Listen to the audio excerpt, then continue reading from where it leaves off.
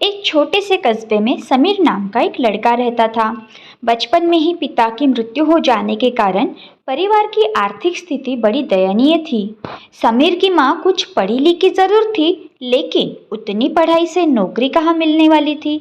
सो घर घर बर्तन मांजकर और सिलाई बुनाई का काम करके किसी तरह अपने बच्चे को पढ़ा लिखा रही थी। समीर स्वभाव से थोड़ा शर्मीला था और अक्सर चुपचाप बैठा रहता था। एक दिन जब वो स्कूल से लौटा तो उसके हाथ में एक लिफाफा था। उसने माँ को लिफाफा पकड़ाते हुए कहा, माँ, मास्टर साहब ने तुम्हारे लिए ये चिट्ठी भेजी है, ज़रा देखो तो इसमें क्या लिखा है। माँ ने मन ही मन चिट्ठी पढ़ी और मुस्कुराकर बोली, बेटा, इसमें लिखा है कि आपका बेटा काफ़ी होशियार है। इस स्कूल के बाकी बच्चों की तुलना में इसका दिमाग बहुत तेज़ है और हमारे पास इसे पढ़ाने के लायक शिक्षक नहीं है, इसीलिए कल से आप इसे किसी और स्कूल में भेजें। यह बात सुनकर समीर को स्कूल ना जा सकने का दुख तो हुआ, पर साथ ही उसका मन आत्मविश्वास से भर गया कि वो कुछ खास है और उसकी बुद्धि तीव्र है। माँ ने उसका दाखिला एक अन्य स्कूल में करा दिया। समय बीतने लगा। समीर ने खूब मेहनत से पढ़ाई की। आगे चलकर उसने सिविल सर्विसेज की परीक्षा भी पास की और एक आईएएस ऑफिसर बन गया। समीर की माँ अब बूढ़ी हो चुकी थी और कई दिनों से बीमार भी चल रही थी और एक दिन अचानक उनकी मृत्यु हो गई। समीर के लिए बहुत बड़ा आघात था।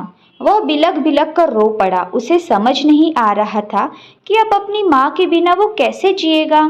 रोते रोते ही उसने माँ की पुरानी अलमारी खोली और हाथ में उनकी माला, चश्मा और अन्य वस्तुओं को लेकर चूमने लगा।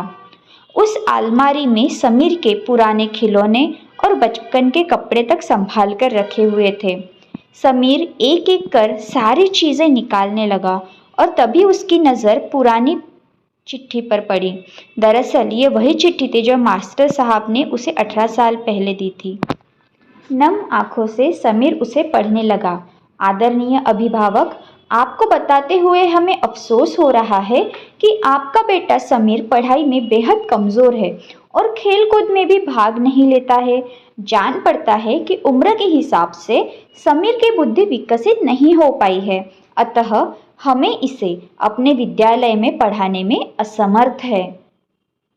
आपसे निवेदन है कि समीर का दाखला किसी मंदबुद्धि विद्यालय में कराए अथवा खुद घर पर रहकर इसे पढ़ाए। सादर, प्रिंसिपल।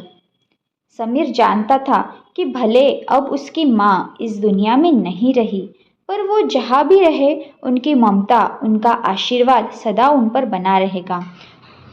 सो फ्रेंड्स, आपको आज की कहानी कैसे लगी आप मुझे कमेंट्स करके ज़रूर बताइएगा। और जो मेरे चैनल पे नए हैं गाइज, अगर आपको ऐसी वीडियोस देखना पसंद है तो प्लीज़ आपके अपने चैनल इंस्पायर योर लाइफ को सब्सक्राइब करना ना भूलें। Thank you everyone, thank you for watching.